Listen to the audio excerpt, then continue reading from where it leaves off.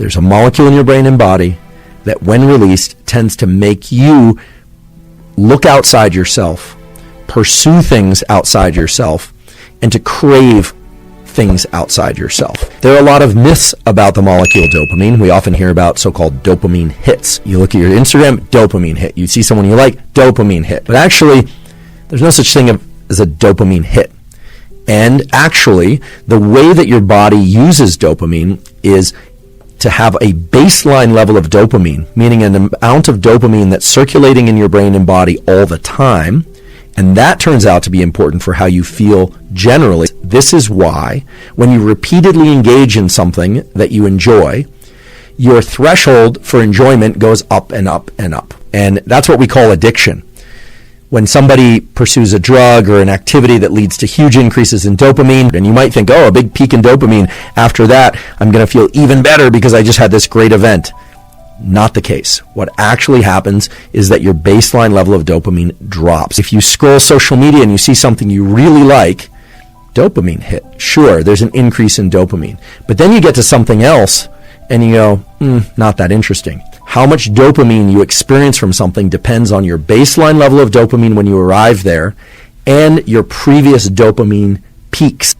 If you had arrived to that second Instagram post 3 days later or 4 days later, you might find it extremely interesting. What about the duration of release or the duration of action for dopamine? Dopamine has everything to do with how you feel right now as you're listening to this. It has everything to do with how you will feel an hour from now. It has everything to do with your level of motivation and your level of desire and your willingness to push through effort. The level of dopamine is the primary determinant of how motivated we are, how excited we are, how outward-facing we are, and how willing we are to lean into life and pursue things. If ever you felt lethargic and just lazy and you had no motivation or drive, that's a low dopamine state. If ever you've interacted with somebody who just doesn't seem to have any drive, they've given up, or if you've interacted with somebody who seems to have endless drive and energy, what you are looking at there in those two circumstances is, without question, a difference in the level of dopamine circulating in their system. It's extremely common nowadays to see people texting and doing selfies and communicating in various ways, listening to podcasts, listening to music, doing all sorts of things while they engage in other activities, or going to dinner and texting other people, or making plans, sharing information. It isn't just about our distracted nature when we're engaging with the phone. It's also a way of layering in dopamine. And it's no surprise that levels of depression and lack of motivation are really on the increase. I can use a personal example for this. I happen to really enjoy working out. I've always really enjoyed it.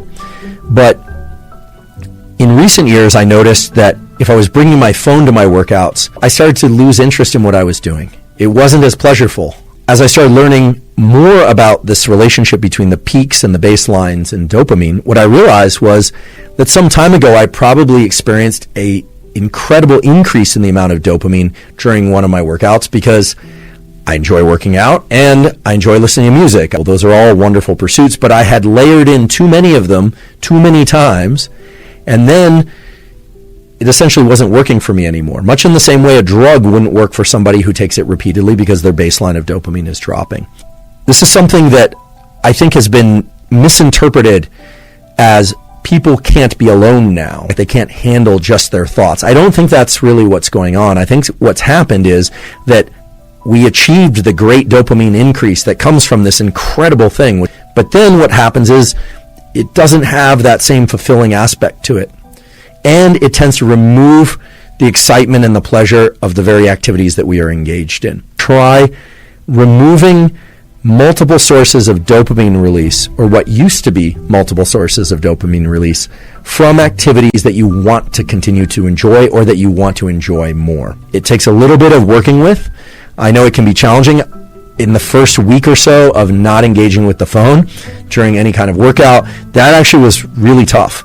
But now I'm back to a place where I enjoy it that much more. I also feel as if I conquered something in terms of the circuitry related to dopamine. And there's a deep, deep satisfaction that comes from understanding, okay, there wasn't anything wrong with me or what I was doing or anything at all. It was just a there was something wrong with the approach I was taking, which was layering in all these sources of dopamine and dropping my baseline. But I want to acknowledge the truth, which is that dopamine feels great. Being in pursuit and motivated and craving things feels wonderful. And I don't want to demonize dopamine. There are activities that we can do that will give us healthy, sustained increases in dopamine, both the peaks when they happen and to maintain or even increase our baseline levels of dopamine.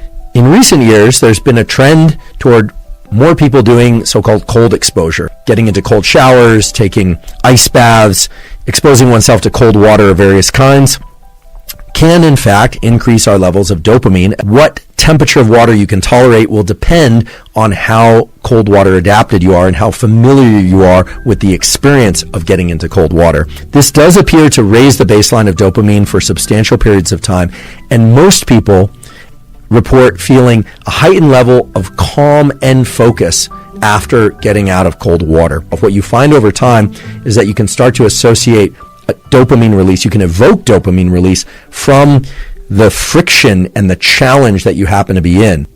Hard work is hard. Generally, most people don't like working hard. Some people do, but most people work hard in order to achieve some end goal. Because of the way that dopamine relates to our perception of time, working hard at something for sake of a reward that comes afterward can make the hard work much more challenging and make us much less likely to lean into hard work in the future. When we receive rewards, even if we give ourselves rewards for something, we tend to associate less pleasure with the actual activity itself that evoked the reward.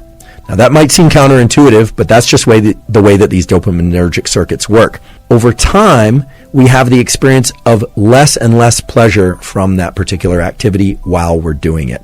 The cognitive interpretation is that you didn't really do the activity because you enjoyed the activity, you did it for the reward. It's been observed over and over and over again that people that have growth mindset, kids that have growth mindset, end up performing very well because they're focused on the effort itself. And all of us can cultivate growth mindset. The neural mechanism of cultivating growth mindset involves learning to access the rewards from effort and doing. The dopamine is perhaps one of the most powerful molecules that any of us has inside of us, and the one that we ought to all think very carefully about how we leverage. Even subtle fluctuations in dopamine really shape our perception of life and what we're capable of and how we feel. The dopamine is really stimulating. It tends to increase our levels of alertness. It tends to bring an animal or a human into a state of more alertness, readiness, and desire to pursue things outside the confines of its skin. Dopamine is a currency, and it's the way that you track pleasure. It's the way that you track success. It's the way that you track whether or not you are doing well or doing poorly. How much dopamine is in our system at any one time compared to how much dopamine was in our system a few minutes ago, and how much we remember enjoying a particular experience of the past. That dictates your so-called quality of life and your desire to pursue things.